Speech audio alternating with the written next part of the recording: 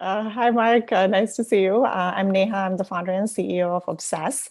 We are an experiential e-commerce platform. So what that means is that if you think about online shopping today, right, every website looks something like this. It's basically a grid of thumbnails on a white background. And you might be buying a $3,000 dress, but it's really exactly the same interface as buying toothpaste. And it could be any product category. It could be buying beauty products, buying home products. This essentially interface, presents every brand in the same way. And especially if you're on your phone, it's really just a very dry kind of database-like interface. And this catalog view hasn't evolved in 25 years. But we know that today's consumers are used to visual and interactive experiences on social and gaming. So the same way that experiential has been talked about in the context of retail for the last 5 years, experiential is also coming to e-commerce. So what Obsess does is we take this kind of standard interface and convert it into something that's really visual and contextual and more suited to the brand and suited to the category. So the experience for buying from a fashion brand could be completely different from the experience from buying beauty, from home. And we do this in the form of virtual stores. So we have created proprietary patent pending technology that enables us to render really high quality CGI on the web. So you don't need to download an app, you don't need a VR headset. These 3D 360 experiences really live on a retailer's website and enable them to create something that's much more branded and discovery driven and engaging for consumers. And we are able to actually take just all of the assets that a retailer already has in the form of product images and use those to create these experiences. We don't require 3D models of every product. We can basically take product and campaign images that the brand has to create these interactive experiences. And the goal is really to make something that's very visual, that's very interactive for the user.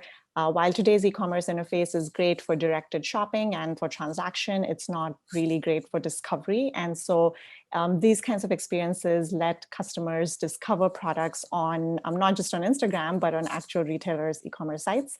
Our platform is optimized for mobile, which is where we see the majority of consumer traffic, of course.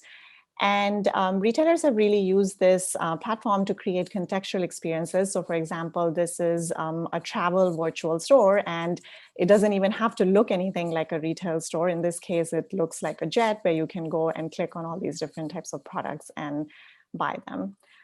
So we are basically a B2B SaaS platform for brands and retailers to create virtual stores and virtual showrooms on their e-commerce website. We are white label, so everything is customized to the retailer's own styling. It integrates and lives as part of their digital channels.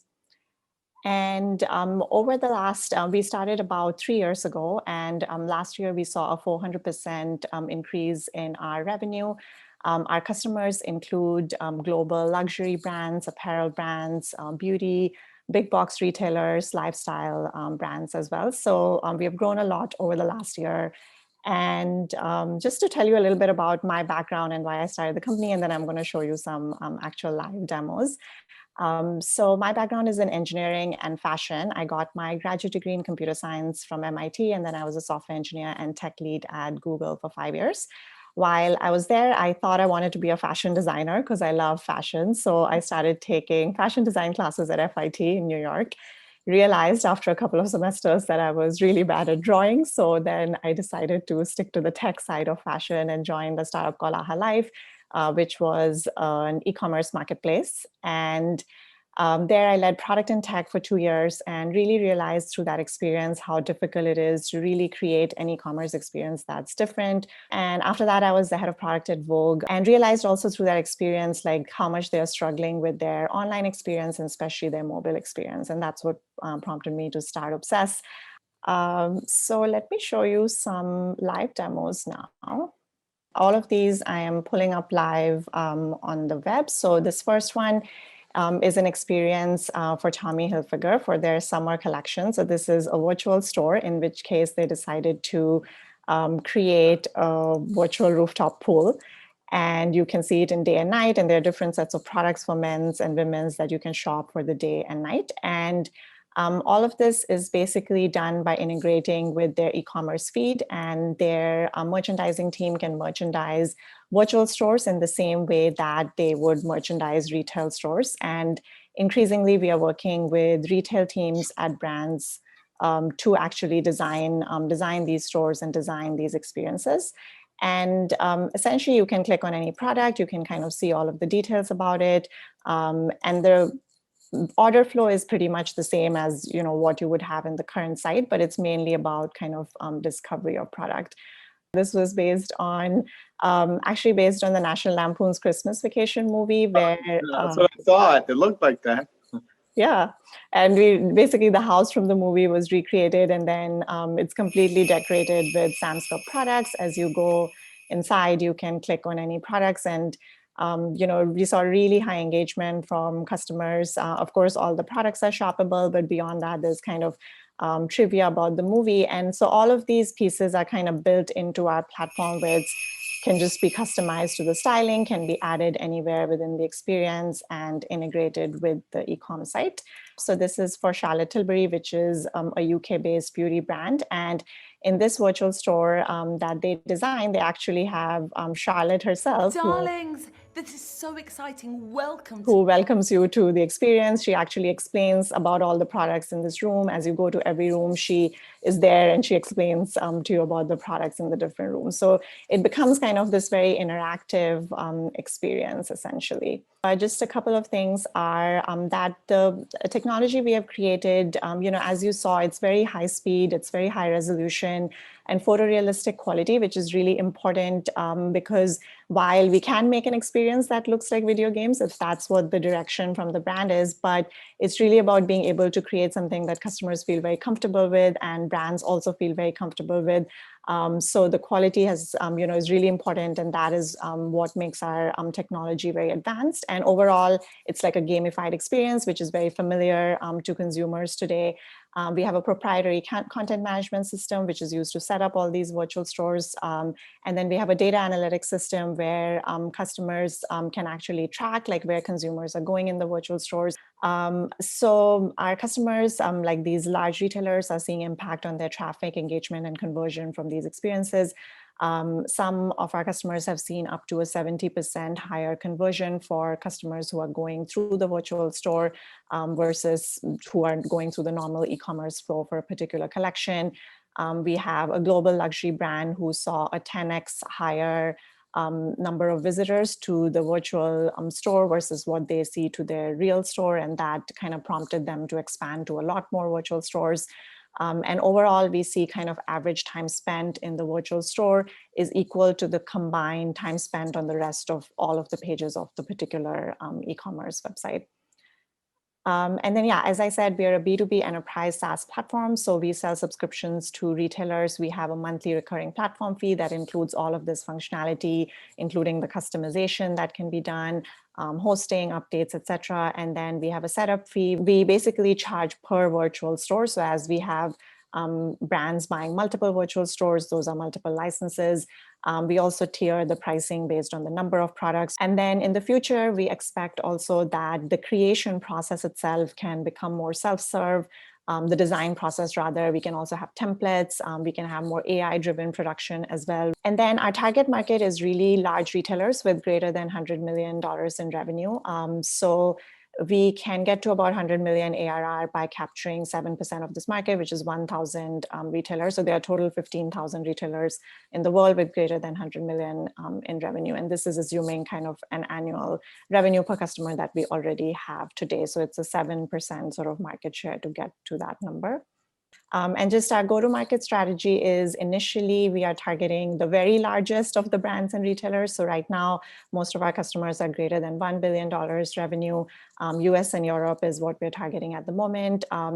We kind of were starting with more luxury mid-market, but actually over the last year, we saw demand from really all segments, and we're seeing the performance and impact on, we have done like outlet stores, like other types of retailers also, like really good performance. So I think the segment is maybe not sort of as specific as it's written here.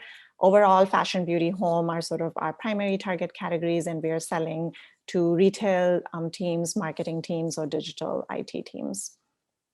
So yeah, that's pretty much it. How big could it be, this business, in 10 years in terms of revenue to you? Yeah, I mean, I think, so like the 100 million ARR target, which I showed, which is, getting to around 1,000, that I think we could get to in sort of like 5 to 7 years if we maintain like our current growth trajectory.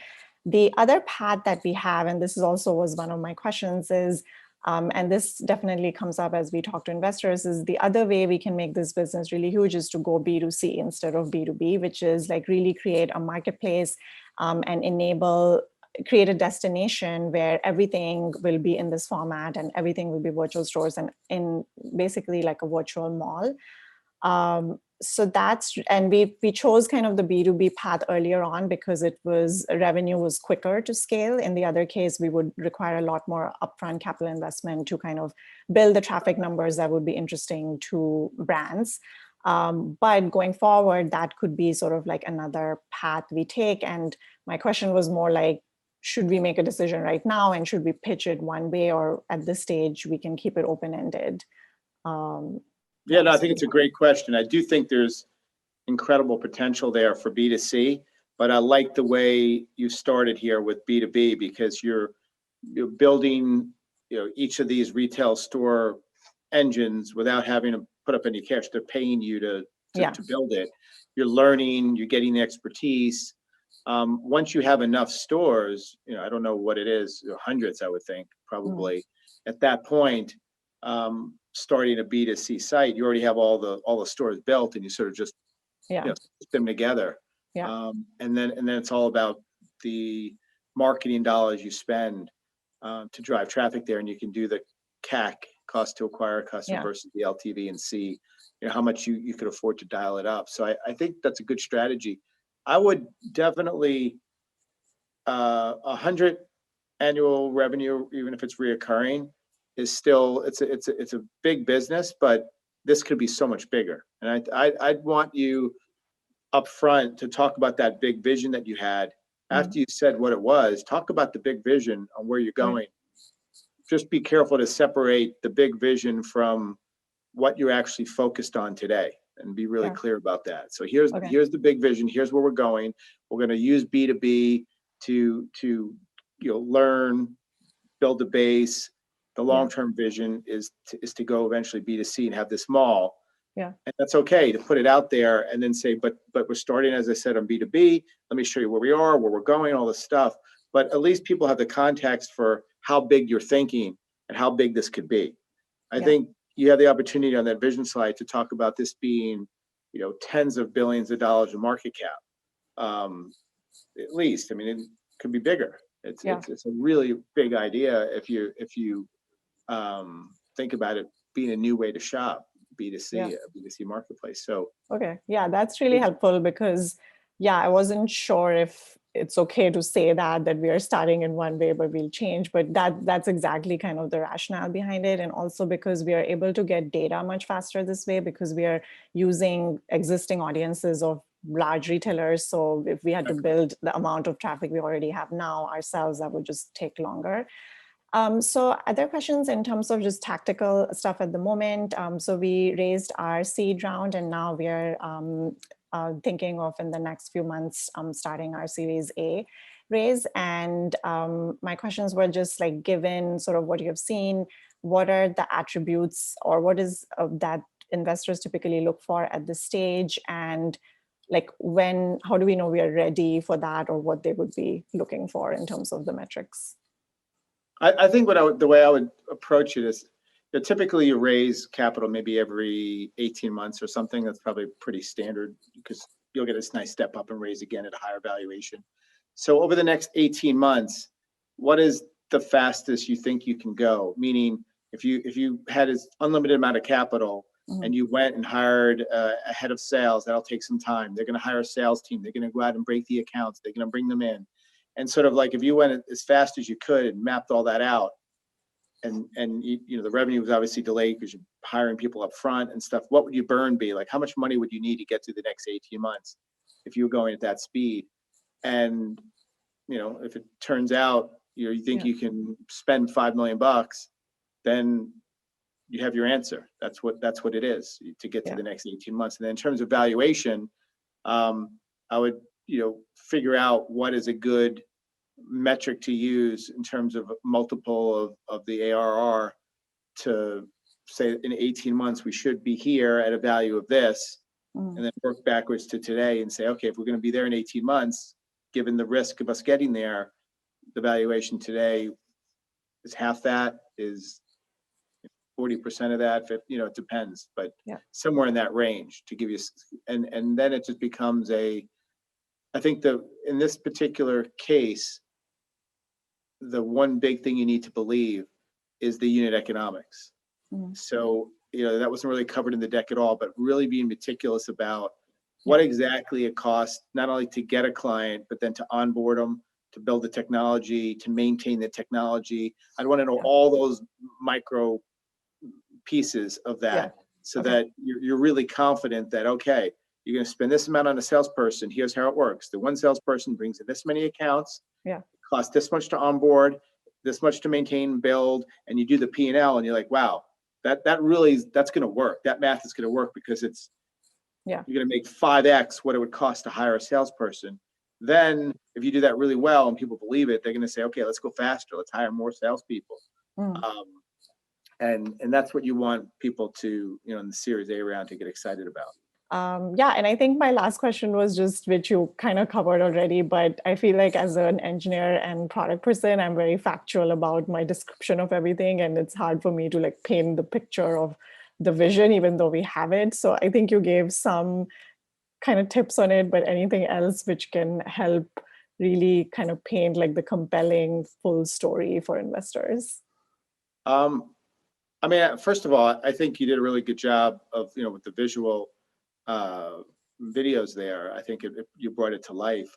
I think maybe something on the size of the overall retail market and the categories that you think this makes sense. So you'd say, okay, the overall retail market is this portion of it we think applies to these videos. Like you're not going to be buying toilet paper this way, but or maybe one day.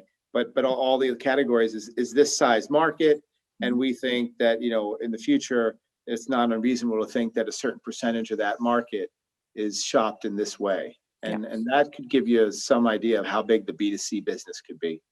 You did a good job, I think, on the B2B, just breaking that down, but you didn't really talk about the B2C. So I think if your vision up front is the B2B and B2C combined, like you paint the vision, the next slide could be the strategy of, okay, here's the big vision, but what's the strategy to get there? And the strategy is start with B2B, get all this information, and then B2C. So it's almost like two slides. It's the vision and then the strategy. And the strategy, again, is the really high-level strategy of the choice you made to start B2B. Explain that up front. And then say, since we're starting B2B, I'm going to spend the rest of the time here talking about our B2B business, what we need to do. And you don't really need to talk about B2C anymore because you already talked about it in part of the vision and the strategy to get there. They know you focus on B2B. It's still early round. You're not worried about B2C yet, but at least people have context for how big you're thinking and how big this could be. Okay, perfect. Yeah, that's really helpful. I think that's all my questions. Okay, great. Well, it's great seeing you again. Yeah, and you too. I really enjoyed Thank you it. so much. I think it has a lot of potential. I think it has tremendous potential. It's a big idea, and it looks like you're executing really well. And I'm excited to see what you can do, where you can take it. Thank you so much for your time. Really appreciate it. Yeah. Same here. All right. Bye. Bye.